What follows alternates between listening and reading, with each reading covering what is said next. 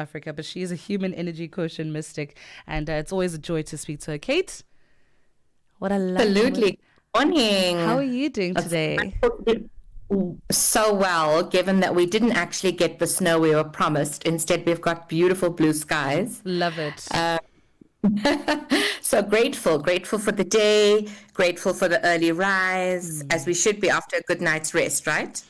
I mean, look, I low-key can't relate. I don't want to lie to you. You're a mystic, so you'd probably read into my lies very quickly. The in the area of sleeping and resting, I've not been at my best. But I know that me, alongside thousands of millions of people, are struggling with sleep and deprivation and deficiency. We're not sleeping enough, or we're not sleeping well. Talk to us about that. Oh, yes, it's a struggle I can well relate to.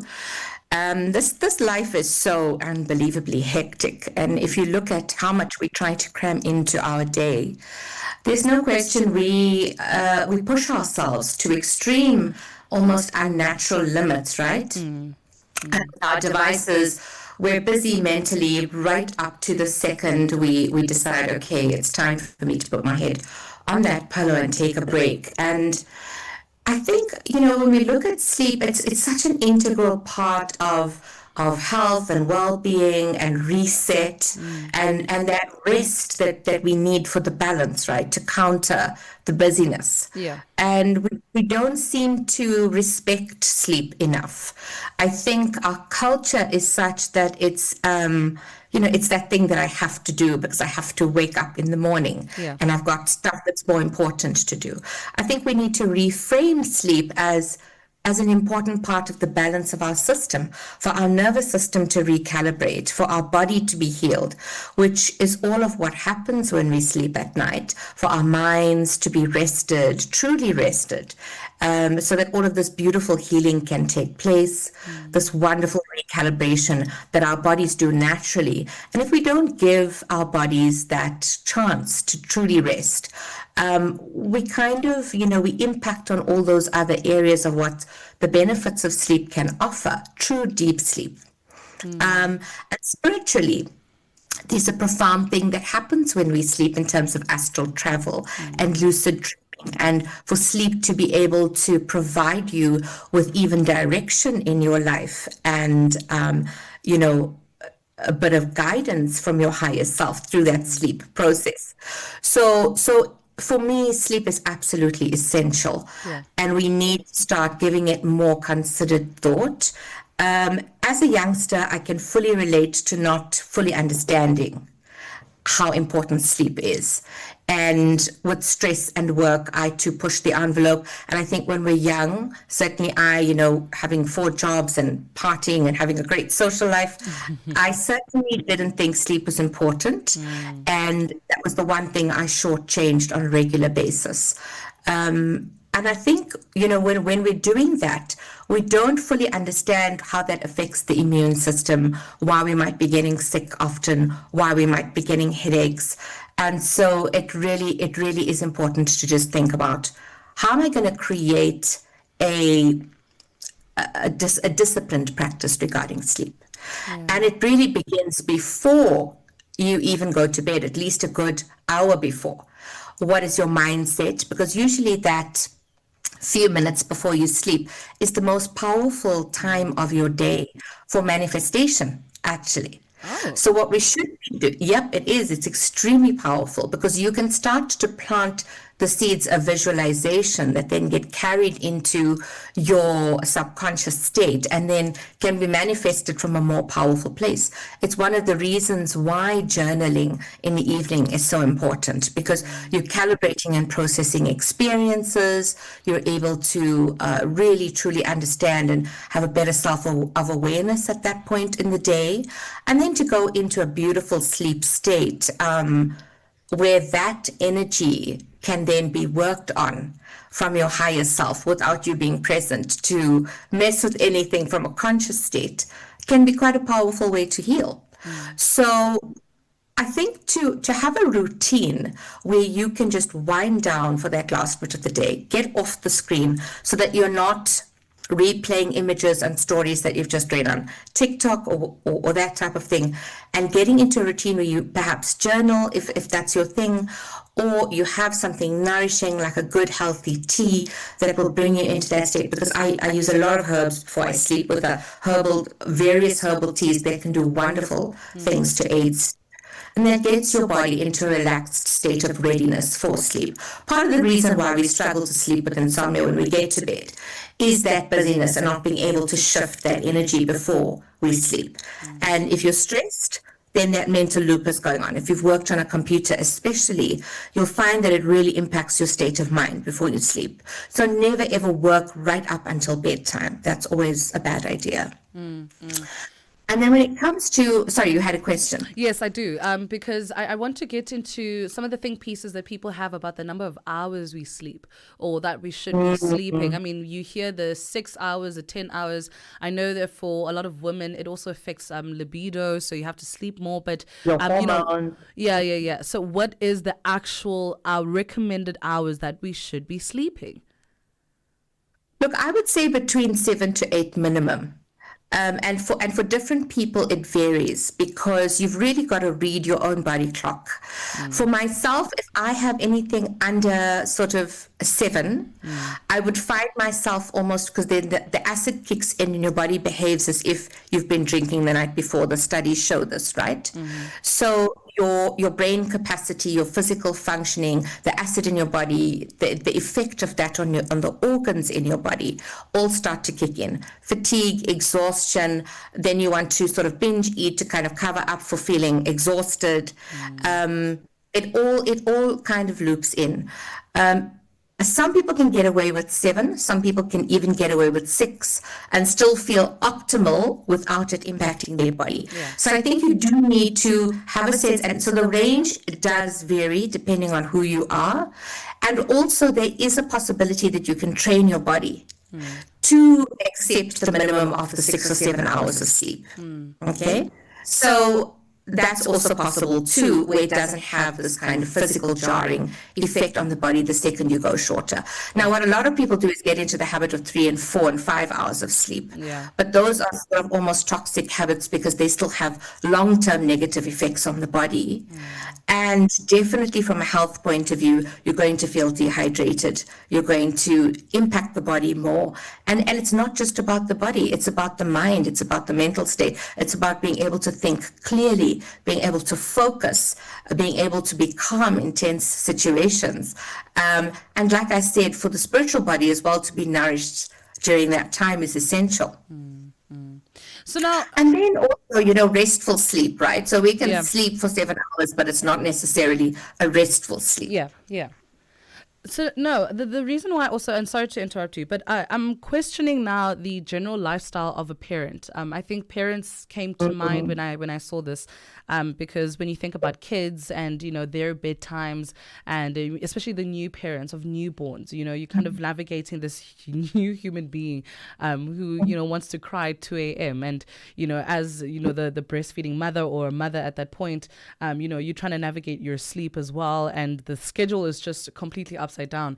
How do you navigate that? Because that is a reality that we're dealing with. It is ideal that everyone in the house, it would be lights off at 9, but it's not a reality. How do we work around certain things like that, especially because the kids have to be up at like 5, 6 a.m.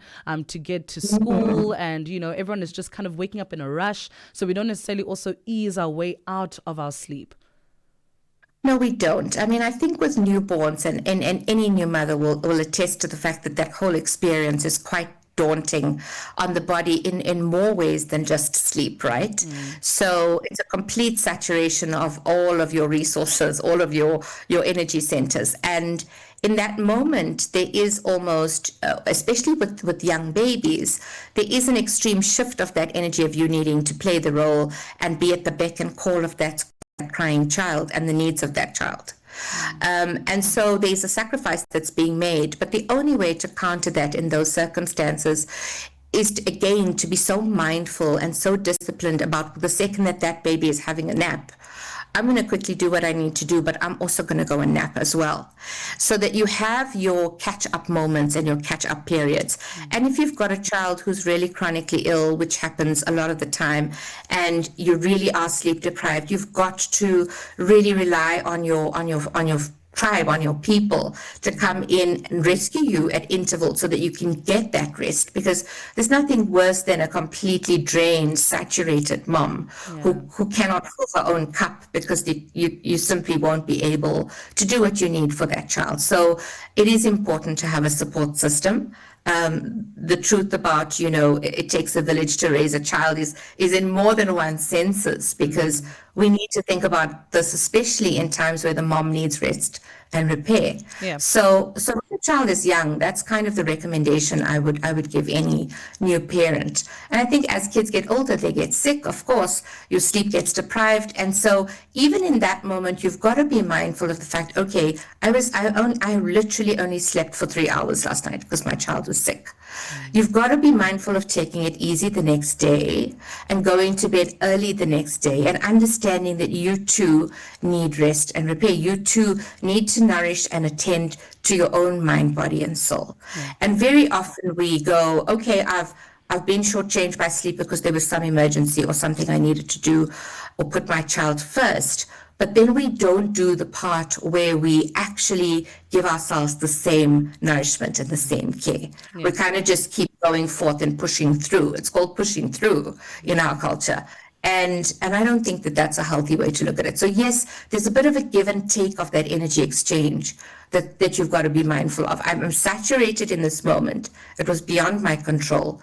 But tonight I'm doing this whole, I'm going to go and have a nice salt bath. I'm going to get into the zone. I'm going to go to bed early, and try to give yourself that moment. And yes, support is important in these instances when we are completely saturated. Yeah. So please outline for us the perfect routine. I think Sundays are a very nice day to kind of, reflect on the routines that we're kind of getting into. And now we're only 4 months left of the year. So we want to be more conscious of the decisions that we're making, especially with regards to our sleep and, how we're navigating adulthood. What does the perfect routine look like? So I'm going to share with you mine because it's worked wonders for me. And when I don't do it is when I'll find that those are the days I don't have the restful, rejuvenating sleep that I need. Yeah. So definitely wind down by getting off devices. No TV, no cell phone, no computer for at least an hour before bed. And if you're into journaling, definitely find some time to journal, because what journaling does, or any form of meditation or that type of thing, it allows you to process the events of the day. So often you'll find if you've had a very tense day, or you've had a conflict, let's say with somebody at work, or something that really upset you or triggered you, you carry that energy straight into your sleep. So you've got no almost release of that energy before you get to bed, right? So give yourself a moment to calibrate the day, because we don't give ourselves enough time to do that. And yes, sleep will also calibrate in many other ways, but give yourself a moment where you can release unwanted energy. A nice bath is always really great also before bed. If you can do a salt bath, great, with some beautiful fragrant petals and essences, wonderful. Light is very important, so light a candle in that bath, because that also dispels negative energy before bed. And then definitely a beautiful, relaxing, non-stimulating herbal tea will be great, because leaves are powerful in aiding us to get into that relaxed state. And if you find yourself still mentally charged before bed and you cannot fall asleep, because there's two kinds of insomnias that affect us, right? The one before bed, the one at 3 a.m. Then you need to really get into a state of mind with some aids. So I use the 4-box breath technique, which I think I may have done with you on your show. But the 4-box breath technique can be very helpful for stilling the mind. If you're really struggling with those looping thoughts and you can't fall off to sleep, the same applies in the middle of the night. If you wake up and you have insomnia, do the 4-box breath and try and get back into that state. Don't pick up a book and start getting busy and going, oh, I can't sleep, let me clean the cupboards. That's not the way to go. And certainly, I also find what's been powerful for me is sound meditation. So I could either do rain or I could do nature, depending on the time of the day. If it's 3 a.m. and I can't sleep, I'll usually choose rain. And I think that can be very helpful. Also, the frequencies, solfeggio frequencies, can be very, very helpful for sleep. So these are the aids that you have if you can't fall asleep, and that would be the routine. And then when you wake up, of course, waking up is equally as important for resetting your day, because you get a lot of information from sleep, guidance, you get downloads, you have lucid dreams, you have ancestral visits even, that you need to in and process for your day going forward. So you'll find when you sleep, you often have such a powerful dream sometimes that if you've been traumatized in the dream state, which is another realm, you'll find you wake up with that energy, and if you were crying, you feel teary the whole day. So that energy is also bleeding into your day. So you've got your life energy going through your sleep, and then you've got the energy from sleep coming into your day, and how does that affect your mood? Because you could wake up in a mood that you've literally taken from the dream. So how do you then process and recalibrate that? So a good morning meditation, a good moment with the sun will usually dispel some of that energy, some good breathing. Of course, your shower or your bath in the morning also helps you to release all of that energy, or to make sense of it so that you can move clearly into your day. And for those who are struggling and maybe just need a bit of a spiritual boost, or, maybe just need more consulting, regarding their sleep, or maybe there's some little gremlins that are haunting them in the evenings, where can we find you? Oh, absolutely. You can find me on www.katemoia.com. My numbers are there, my emails are there. If you need to book for a consultation, I'm more than happy to help. And there's a lot of other information on things we can do to release all kinds of other nigglies that might be affecting your energy body. So please reach out. I look forward to meeting you there. Absolutely. Kate, thank you so much. It's always a pleasure to have you. And I'm hoping that today is going to be one of those days where we trial this routine and then give you some amazing feedback about it. But thank you for your input. I really do appreciate it. Wonderful, guys. Have a blessed day. You too. Thank you. That was Kate Moia, who's a Human Energy Quotient Mystic, talking to us a little bit more about our sleep. I think it's so important for you to be cognizant of the routines. I know that we say, I'm going to run 10,000 kilometers and I'm going to have all this food and I'm going to have an apple a day so I can keep the doctor away. But you're sleeping terribly, and it's very counterproductive. Also for women, just a little heads up, my girls, because this is a fun fact that I had picked up along the way of reading, that the more you sleep, the higher your libido. It is 7:40 Central African time. If you don't believe me, try it today. And I'm hoping that you're having a lovely Sunday so far. The sun is out. It's a lovely day to have a lovely day. Let me know your plans on WhatsApp, +27634069126. How did July treat you? It's the last Sunday of the month, and it's been a very lovely-ish month. It's been one of those months that tested my faith a little bit, but at least we're now at the end. I'm glad, And once we step into August, then we are literally flirting with spring. At that point, guys, we don't have a choice. We have to lock in on our summer bodies. We don't have a choice. Your body right now is looking very wintry, man. We got to fix it. What's that? +27634069126. How was your July? It's the last Sunday of the month, and we just want to do some reflections. But for now, let's enjoy some music. The Morning Switch Weekend.